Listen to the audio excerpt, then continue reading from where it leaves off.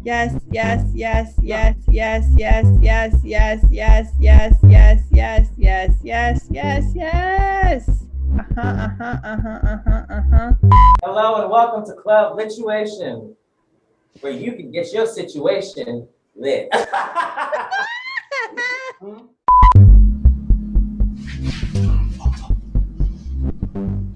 Can't do it. Look at that butt. Yes, Josh. Since Mercury's been in retrograde, technology is just weird. Like, seriously. Oh my gosh! Look at that. I love it. Gosh, it's amazing. Yep. And I like it that we can zoom. Oh my god, oh my god, oh my god, oh my god, oh my god. So cool! A practice called non-stopping, which was sort of coined by this choreographer named Janine Durning. And the idea behind it is very simple. Yeah, so the practice of non-stopping is really just to go for a certain amount of time and to not stop, and to really go with like any kind of movement impulse. And I think it's good to start with like just movement, and then we can also explore like text, or oftentimes I've done writing non-stopping, where you just go for a certain amount of time, and it's kind of a way to like become present, to really like embrace anything that's going on, embracing everything in the room and everything that's going on in your mind, leaning into just allowing anything that is coming up and not being too discriminating in terms of like choices, if that makes sense. Sure. Okay. And it feels strange to be, you know, like not in the space with you and to be doing like virtually, so it feels a bit voyeuristic. That's something that's coming up for me. I'm like, wow, this feels very voyeuristic. But yeah, maybe we can that's a place I like to start. So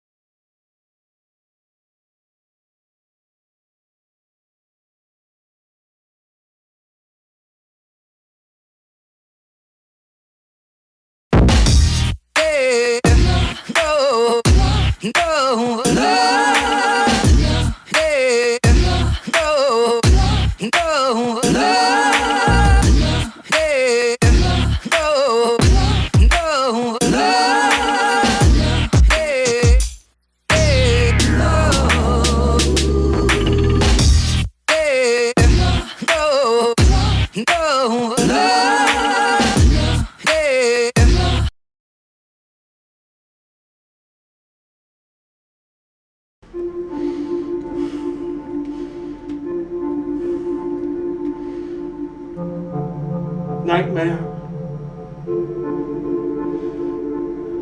Worst. My. Was it. Young Mary.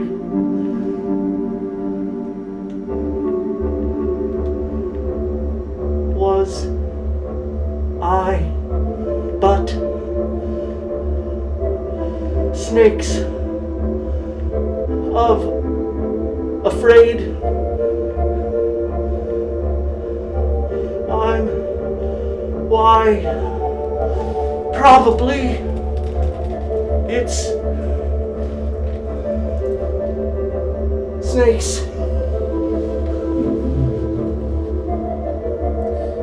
With filled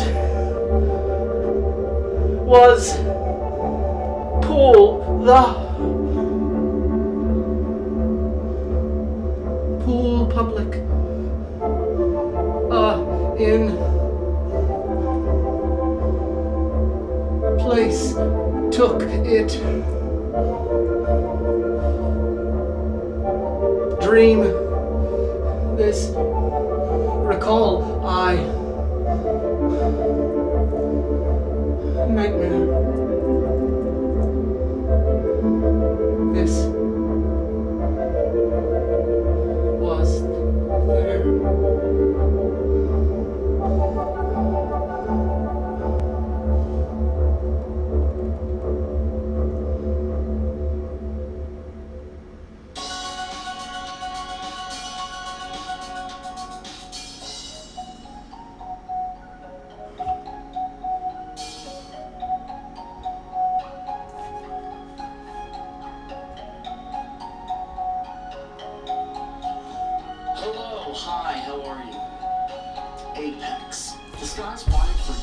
him. So, let's talk about manifesting.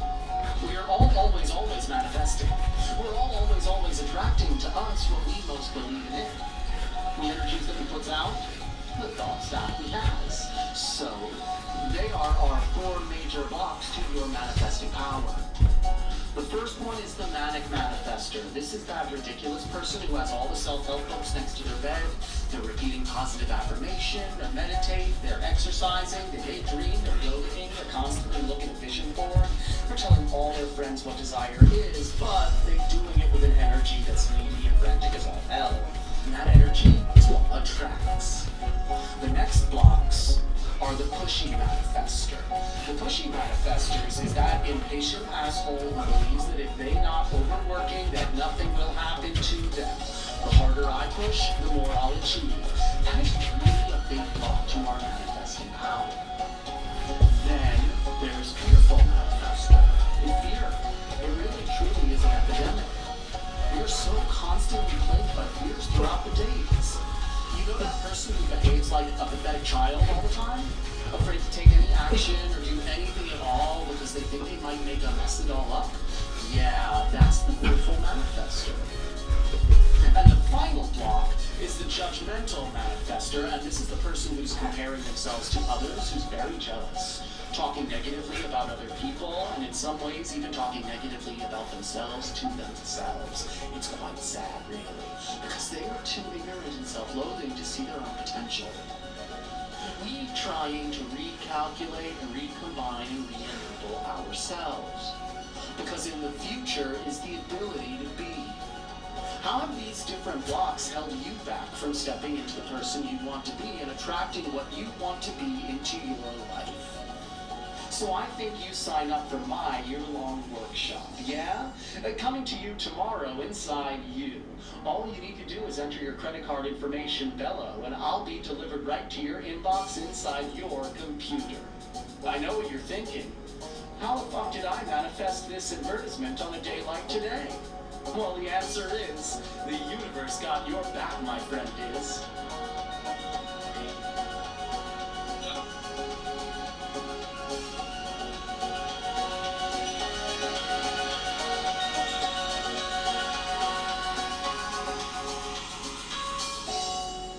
I guess I'll have to try something else.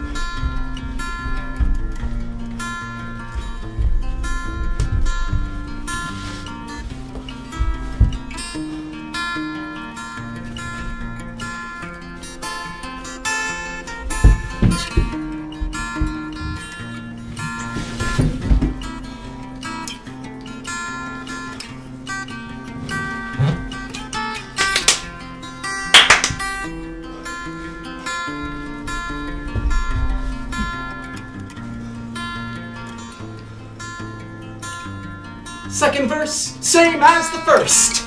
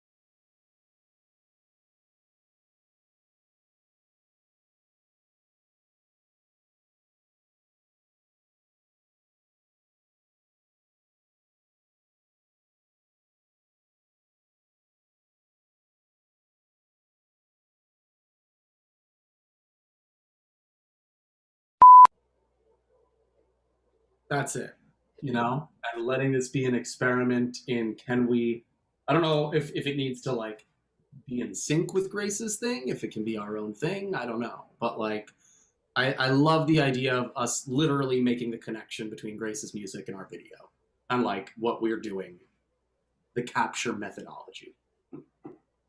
Oh, cool. Establishing loops at the beginning and then letting them play through and then adding things on top of them. Yeah, and then letting things return and then like Oh, great. creating that puzzle in the same way Grace is creating that puzzle. Okay, here we go.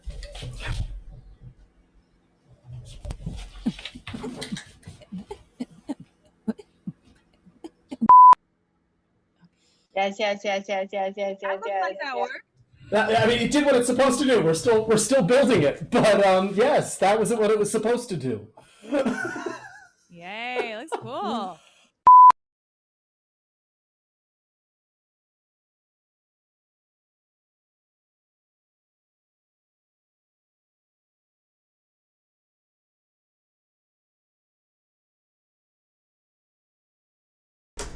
All right, everyone. Hi. I just wanted to butt in for a moment because I'm so excited. We have one more piece left, and I'm so excited to introduce Grace McLean, who's going to be premiering a new song here on Theater in Quarantine tonight for you. So, Grace, are you out there? I am right here. Where are you coming from, Grace? Sunnyside, Queens, my friend. Wow, way over there. Well, This little maid. yeah, well, welcome to the East Village and beyond. Oh, I miss it so. So, are you ready to do this? Yes. All right, once more. Here we go. This is Grace McLean. Enjoy.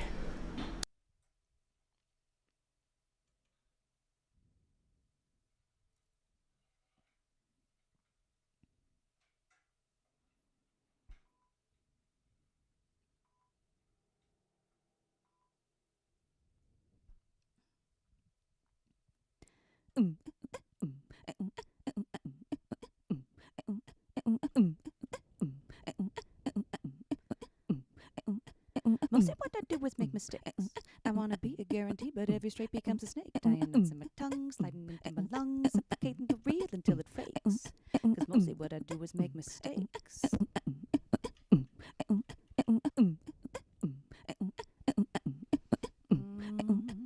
Yeah, yeah, yeah, yeah, yeah. Yeah, yeah, yeah, yeah, yeah. Yeah, yeah, yeah, yeah, yeah. Mostly what I do is fetishize my feelings, exploit my suffering and call it healing. If I show you my gritty, will you tell me I'm pretty? I want you to revel in my revealing, cause mostly what I do is fetishize my feelings. Yeah, yeah, yeah, yeah, yeah. Yeah, yeah, yeah, yeah, yeah. Yeah, yeah, yeah, yeah, yeah. Mostly what I do is try too hard. I believe that simply who I am is someone you will disregard. And so I muscle, and so I hustle. I sweat but don't let down my guard. Cause mostly what I do is make mistakes. Mostly what I do is fetishize. Mostly what I do is try too hard. Cause mostly what I do is fetishize. What I do is try too hard. I know what I know. Cause mostly what I do is fetishize. What I do is try too hard. Ooh, I love a bad decision. Ooh, I love it when it's hastily made.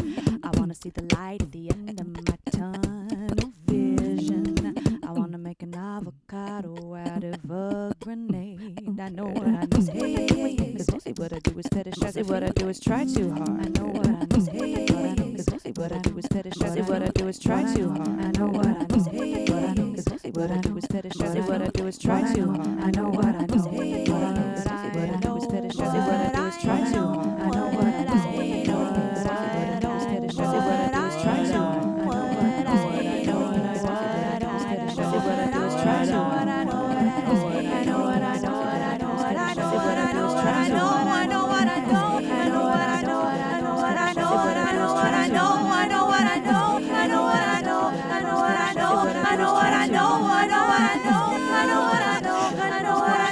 I know what I know.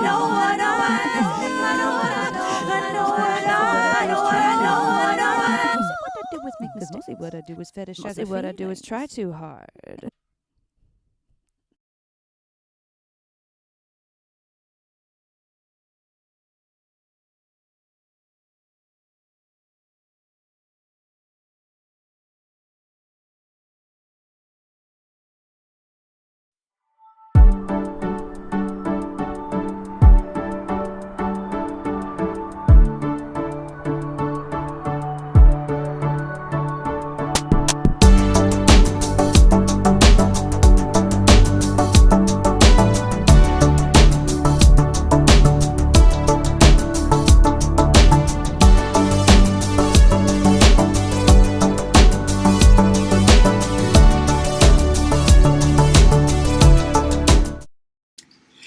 Hello, everyone. Thank you all so much. Thank you, thank you, thank you. This is Theater in Quarantine. I'm Joshua William Gelb, and you just watched Closet Works Volume 9 with work from Brian Bose, who is a special a figure here at Theater in Quarantine, because Brian's been our social media manager for months now and is finally, like, just all over the place right now in the best way possible. So thrilled to have Brian. We have Collin Kelly. We have Grace McLean.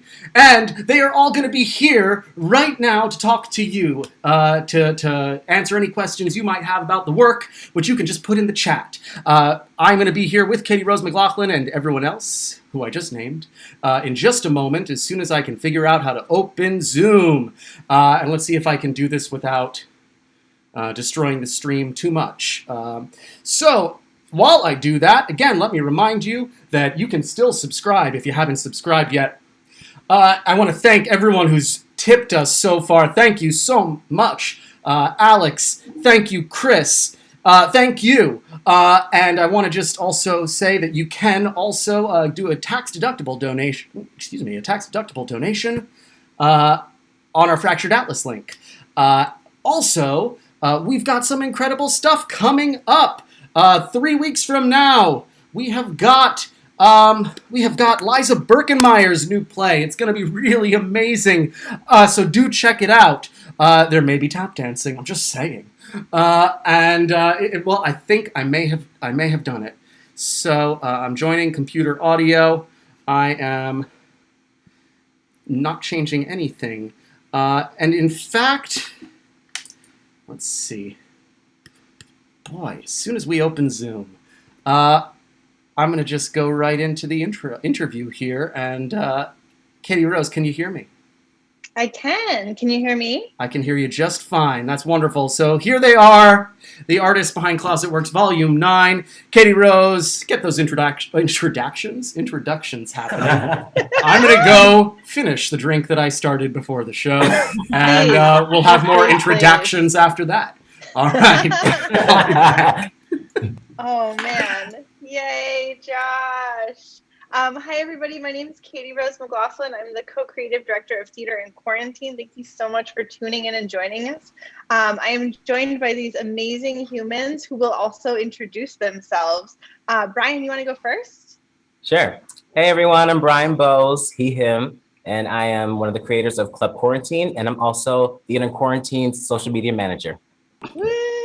And Brian made those amazing behind-the-scenes videos that a number of you have been like, those videos are amazing. That's Brian. Brian, where are you coming to us from today? I'm coming from the Twin Cities. Woo, Minnesota. Mm-hmm. Collin, you want to go next? Yeah. Hi, everybody. My name is Collin Kelly. I created, and then he made a small sandwich and sat in a corner with Josh. And I'm in Brooklyn, Bushwick. I'm Brooklyn-based choreographer and performer. Very happy to be here. Yay. Grace, do you want to introduce yourself? I do. I'm Grace McLean, she, her. I'm in Sunnyside. I already told you that. You already know where I am.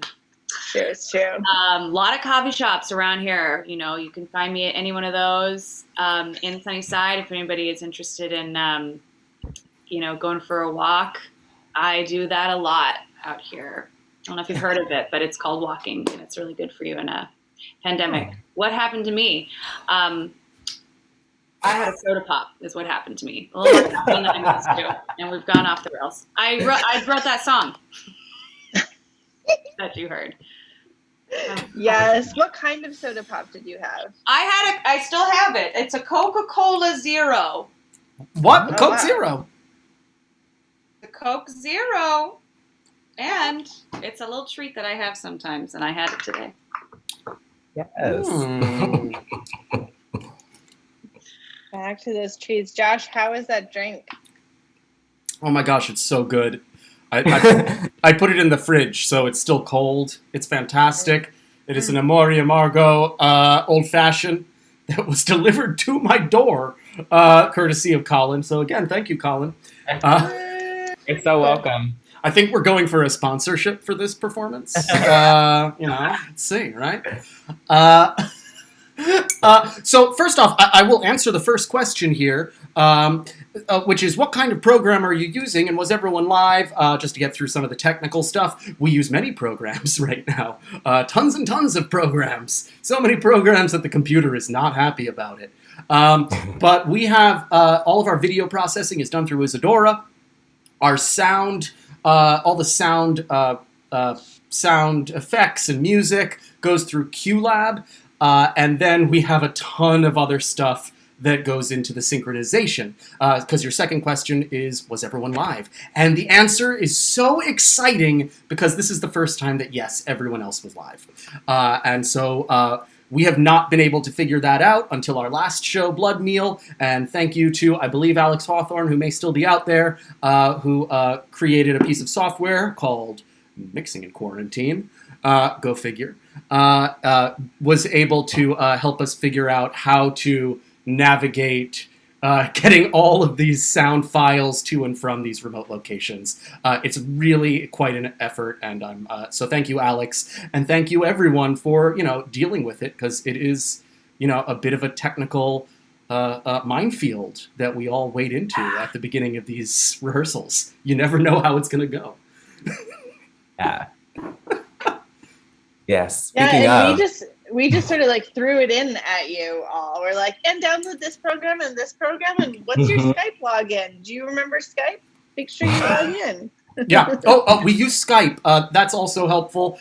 In terms of bringing in the live capture, we use NDI through Isadora. And Skype has NDI available.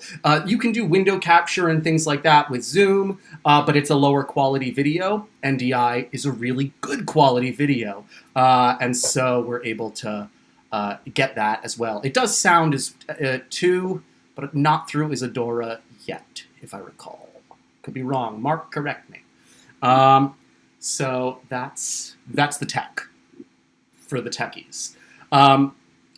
Although I'm intrigued, I want to open up with a question here about the tech and sort of this, the conversation. We always ask people, what is it like to work remotely? Have you worked remotely before? And how is this different and or more or less successful? I don't know. We're always trying to gauge that. Is that for the artists? Yes. No, it's for the audience. Well, they're live. It's true. No, they're 26 seconds behind. Oh, they're not. Yeah. Yeah. Close. We could edit. I'll say I have performed music live for people, but it's only been not like with anybody else. It's just been just me, and then there's an audience. So I've never gotten to do something sonically live that synced up with somebody on the other end. I didn't think it was possible, but Josh proved me wrong, and that's exciting. Well, I have to look back at tonight's show and see if it was possible. But I started and I was like, you're going to mess this up, Grace.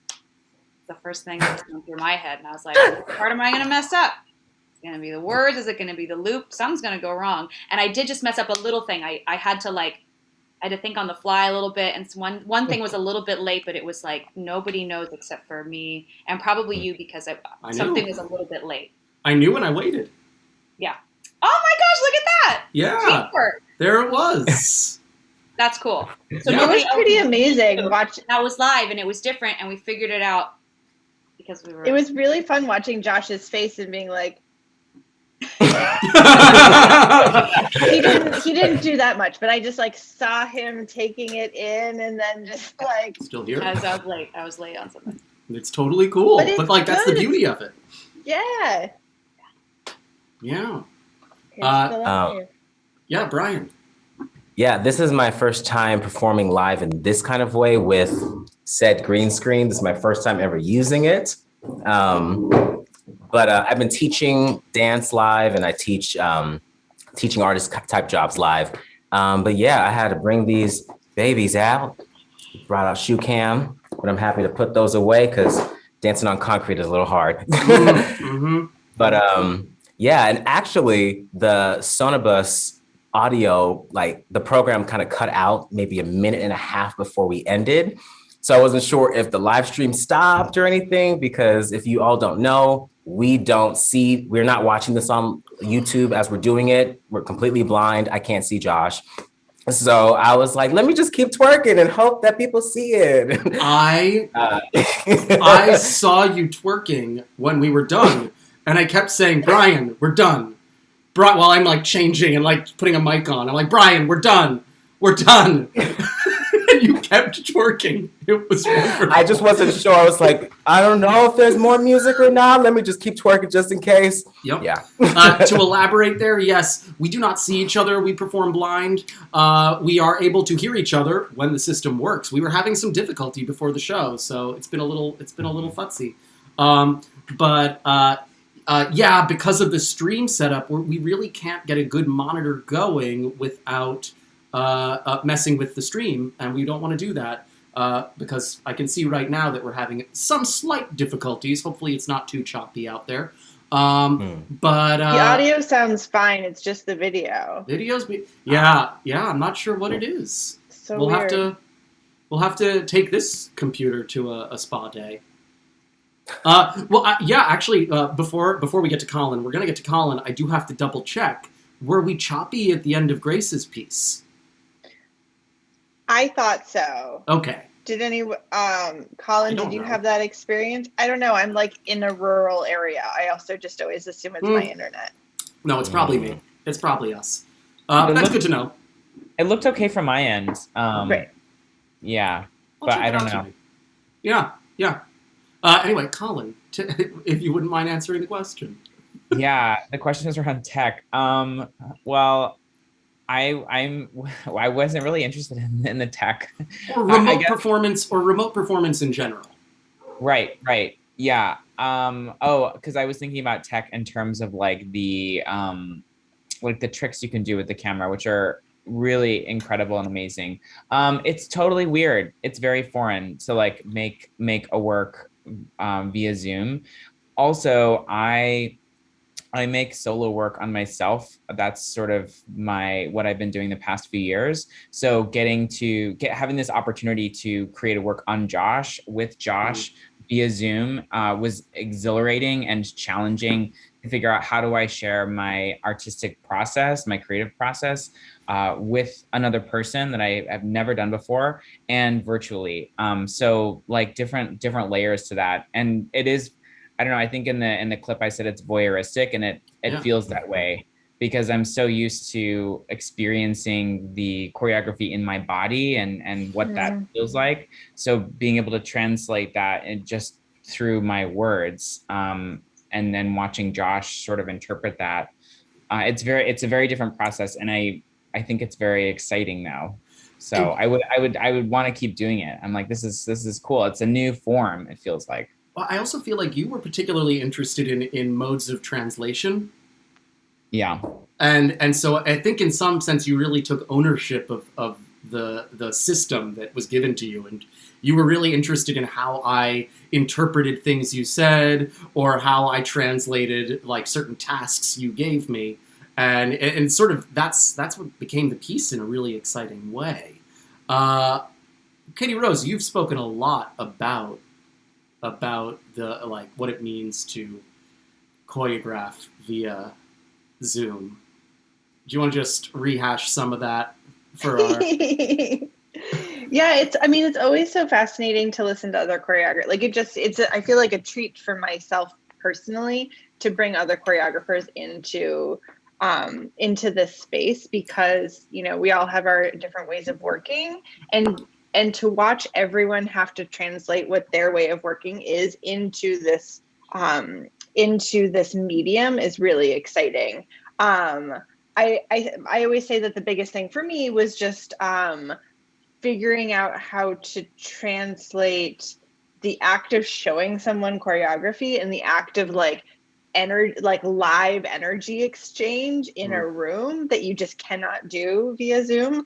I can't just go and touch your arm. I can't when we're working, Josh is in the closet and I am here and tiny on his computer screen. So a lot of times too, you'll be showing him something and he can't see it. So you have to use your words so much more, which is just, we work in the body. And so having to explain movement and explain the impetus behind things is really exciting. Has been really exciting for me. I'm always frustrated by my inability to articulate myself, but it's been exciting to try to dig into the reasons why I want you to do certain movement, and because it makes the way you respond to what I say is often quite different than what I had intended in the first place, and it makes it feel more collaborative and more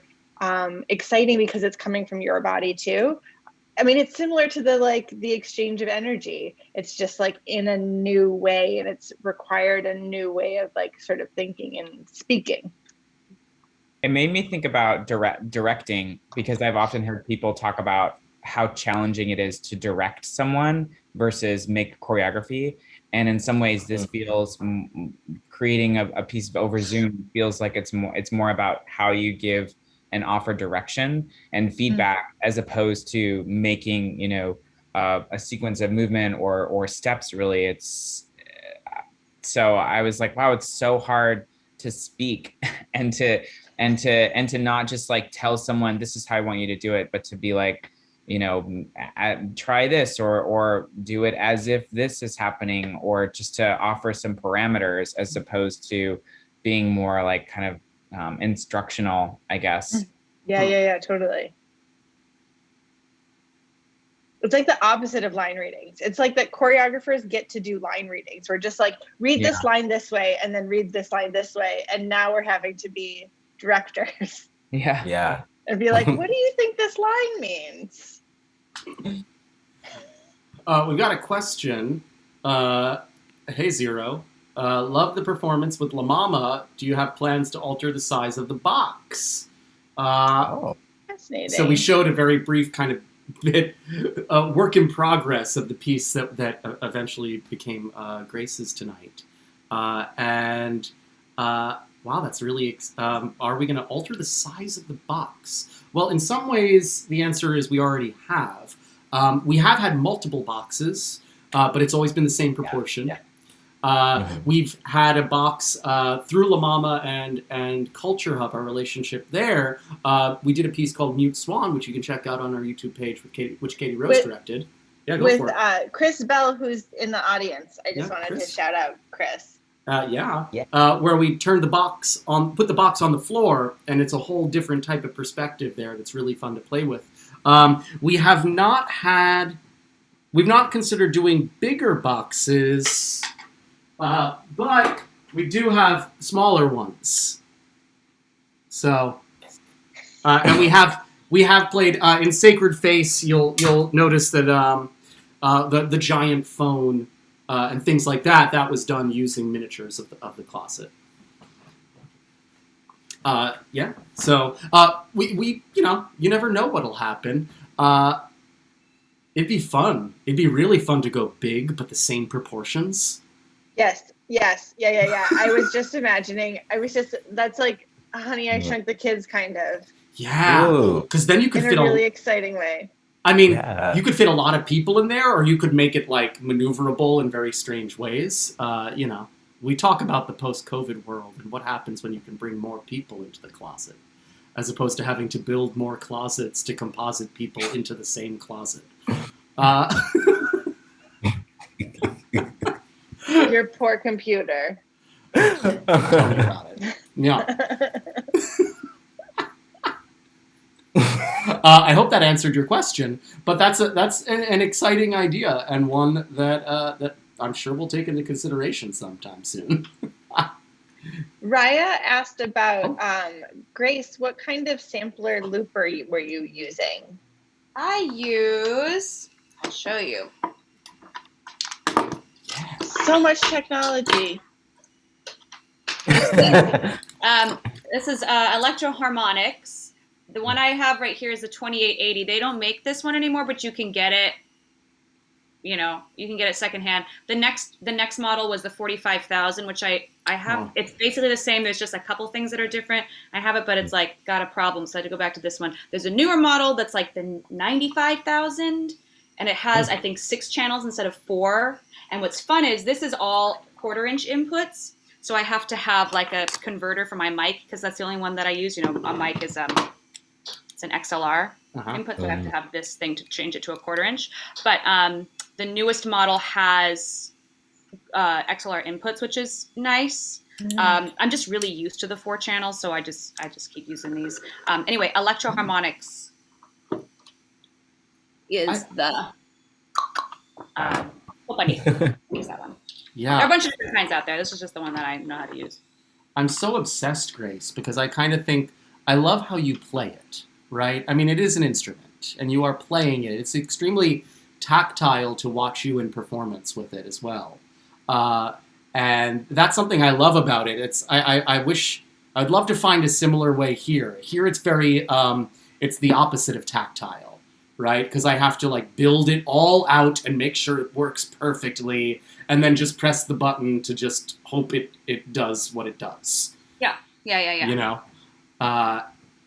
Which is different. And I feel like I aspire to the way that you can actually construct in real time a sort of beautiful piece. Whereas this, I really do have to do all the work beforehand, make sure it's a functional building.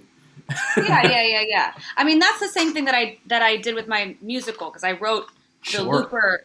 I didn't use this, but I wrote like a looper into the musical, and it was all exactly that. We Q-labbed everything out, and it just became a push of the button. But yeah, it's all of that like construction that goes on beforehand, and I did that construction on this sucker, but wanted to be mobile, so we had to make it we'd make it wireless, basically.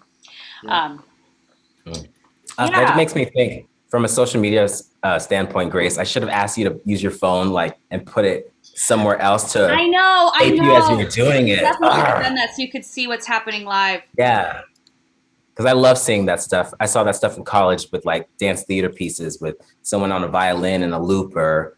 And that just is so fascinating to watch. Yeah, it's so magical. Even when you know the magic trick, like it really is just like 4 channels, push a button, bring it in, put it down. But it's all about timing though, for sure. Yeah, it's all timing. Yeah, that's the thing we've yet to master. I don't know if Isadora is actually the best program for that, if anyone from Isadora can hear me. Because it seems like there's a lot of frame dropping, which is what we end up contending with.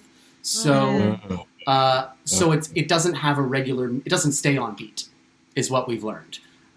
So even with pre-recorded material, if I try to synchronize video to a piece of music, where I literally danced it, the video to that piece of music, it'll still fall out of sync. Because it's just like ever so slightly. Yeah, but that'll drive just enough to be annoying. Yep. Exactly. Yeah. So we're learning. Orion Johnstone brought up the concept of unison. I don't know if it was theirs alone, but yeah, it's a great word, unison, which is unison but not.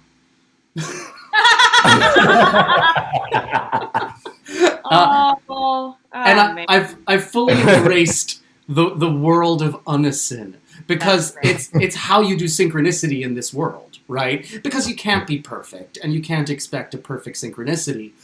even it would like, and we're getting close, but it's still just close. And so everything we do has to complement one another, but not with the expectation of perfection.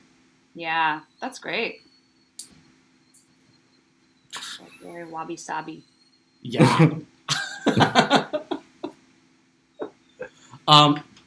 Yeah, yes. Zero, that's what I was thinking. More people inside to alter the ideas and concepts. You know, look, let's all get vaccinated and in a couple Go of to months. Josh's house. What? I Yeah, said, well, go get vaccinated and go to Josh's house. Exactly. Oh, Oh no. Oh no. Yeah. Gee. Ooh, that's awful. Anyway, it's 10 o'clock. Perhaps we should wrap it up. But first, before we do that, we do the second show. We do final thoughts. So, yeah, that's right, Brian. You've escaped final thoughts until now. Oh, snap. I say threatening you with an old fashioned. Well. So, final thoughts. Just anything on your mind, anything you have to promote, whatever it may be. Literally anything. Please, we're gonna pass it around. And Brian, since I sort of warned you just now, and since you've been sort of warned before this, you're first. Oh, damn. Yeah, Let me get my sorry. list. I'm kidding. Oh, man. Well, first of all, thank you to both of you. Not only for hiring me as your social media manager, I feel like that happened magically. Thank you to Sarah Richardson, shout out. Yeah, thank you, Sarah Richardson. Yeah, otherwise this wouldn't have happened. And thank you for asking me to do a piece. I really believe that you two are at the forefront of like the frontier of theater in the digital age. And it's so exciting. It's an honor to be able to go through your rehearsal footage and learn by proxy through that. So thank you. Please join my class called the Slay Workshop. You can search at Slay Workshop. Also go on Theater in Quarantine's page. You'll see it added. It's a no dance experience necessary class. You just come and bring your superstar self, bring your tired self, bring your human self. If you have a body, you're able to dance. So please come. I do this Mondays via Zoom for the Guthrie Theater. High recommend. Like when Yes.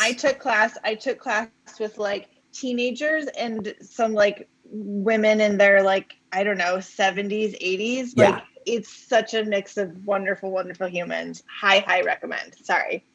Thank you. Oh, no problem. I also did a TEDx talk on it as well. You can search it via my name or Dance Your Way to Empowerment.